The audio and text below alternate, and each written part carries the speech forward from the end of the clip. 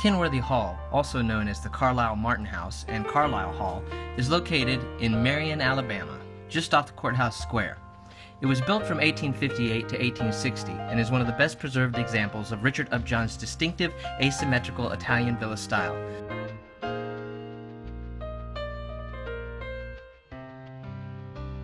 It is the only surviving residential example of Upjohn's Italian villa style that was especially designed to suit the southern climate and the plantation lifestyle. It has a massive four-story tower, windows of variable size and shape with brownstone trim, and a distinctly southern division of family and public spaces.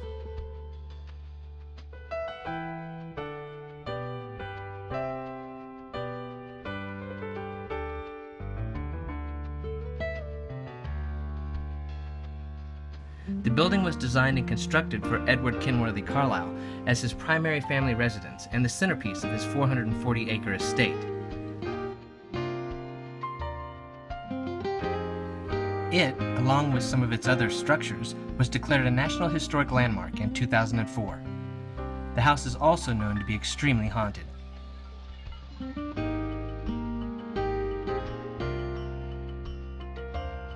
We were lucky enough to be given permission by the owner to use this location as our primary spot for filming The Hospital 2.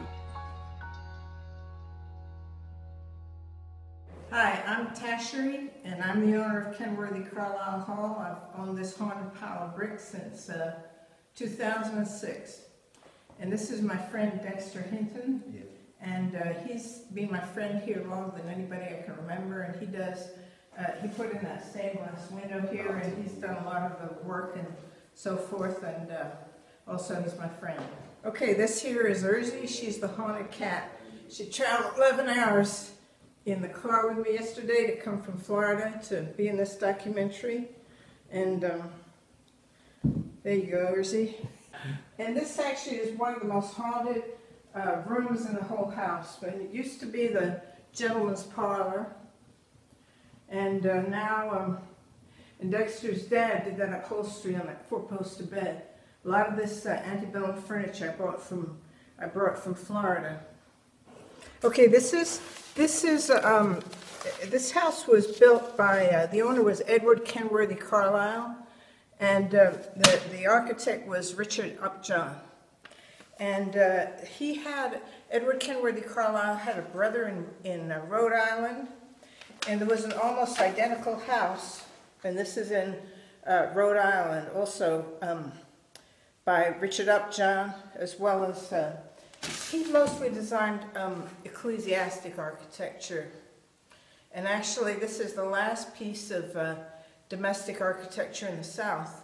There's a lot of churches remaining, but it's the last piece of domestic architecture. And now this is a funny story, but I was sick. I had a hip replacement. I'm an athlete.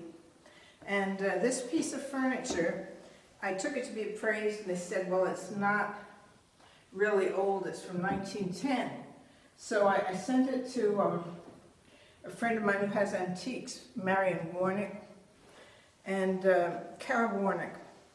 And then in the night, my ghost said, he's always talking in there. He talks very loud. Dexter's heard him. And he said, why did you give that away? He said, I wanted it. So I had to call Carol Warnick and say, I'm terribly sorry, but my ghost wants it back. And she brought it back, and it's been here ever since. This is Edward Kenworthy Carlisle. And he was actually not a planter. He was actually a factor. He traded other people's crops. And when he built this, he wanted to make a big impression. So he said to the architect, I want this to be something that will set me above my neighbors. So it cost about 40 times what a regular antebellum house would cost to build. And they said if you built this house today, it would cost $4 million just to build it with the 60-inch thick walls made out of bricks that were imported as ballast in his ships. And between the two floors there's a layer of sand and all kinds of things, but it's a very unique home, exactly. Everything here is, authentic to the historic period of the house goes up to 1870. So everything is authentic to that period. It makes you more. And then this is where they used to, when they went hunting, they used to ride by on their horses, and they used to put the game down on this here. And that's my Stein Zanzibar. And then this is what they call Victorian Gothic, this piece here.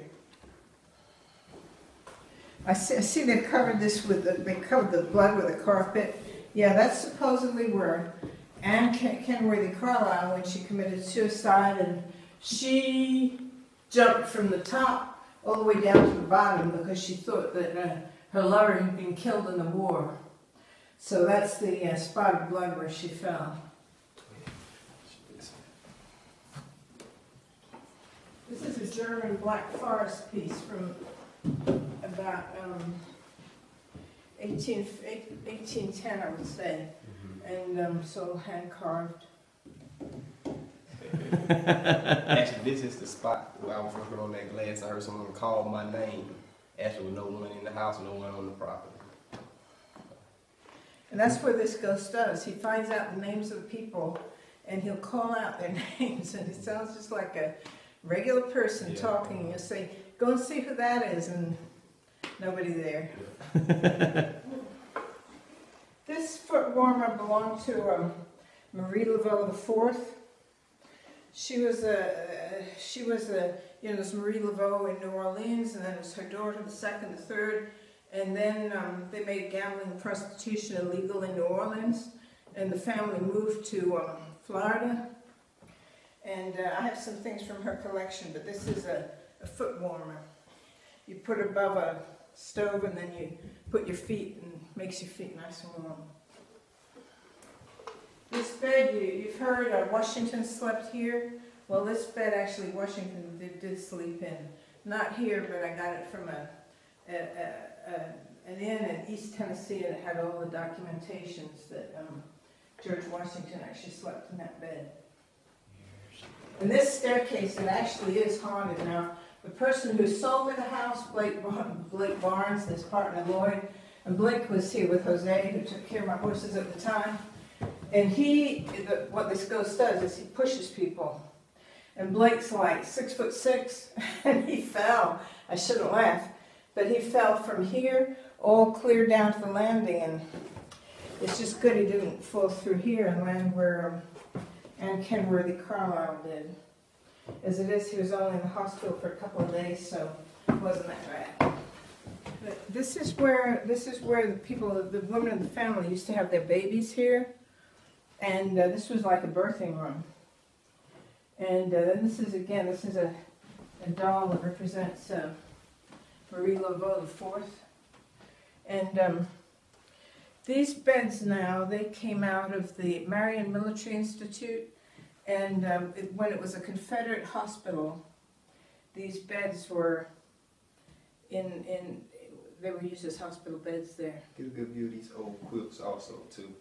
Quilts are just as old as the bed. And Lloyd, who sold me the house, he said, "Tashery, what are you doing?" He said, you know how many people died on those beds?" He said, "You're taking haunted things and putting them in a house that's already haunted and making it worse." And this belonged to Marie Laveau IV. Apparently, she used to, they're quite heavy, and she used to throw them at people. She used to throw them out of her car at people. She lived in Dade County. The story is that Anne Kenworthy Carlisle, she had, you tell the story, I'm out of breath. Yeah, okay. Anne Kenworthy Carlisle, her husband went to war, and he didn't come back in the proper time. And she was always standing here in the lookout every evening waiting for him to come back.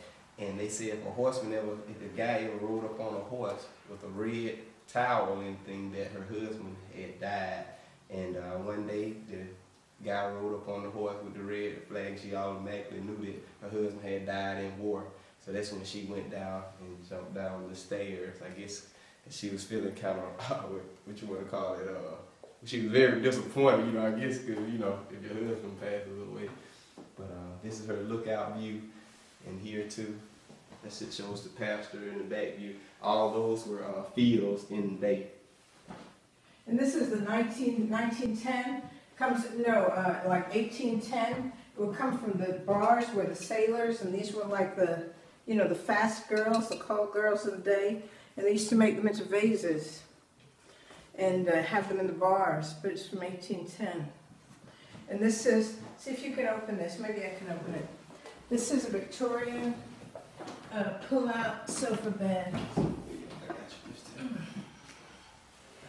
Okay. Got it? Okay. That's So see, you interesting. could have slept up there. And one time we were up here and I was with, were you there that time? I was with, there was a guy called Wade from the circus working for me. Were you there then? Yes, ma'am. Oh, yeah, Wade. And we were all up here. All of a sudden we heard somebody calling my name. And I was with Dexter and a boy called Chad and Jose. And no, somebody else, I don't know, 3 of us. And we heard this loud voice calling from downstairs. And Dexter said to me, that's Wade's calling you. Mm-hmm. And I said, go and see what he wants. So he went downstairs, and he said, he came back up, he said, Wade's out by the barn, there's nobody down there. Yeah, Wade also, Wade Burke, he worked with Ringling.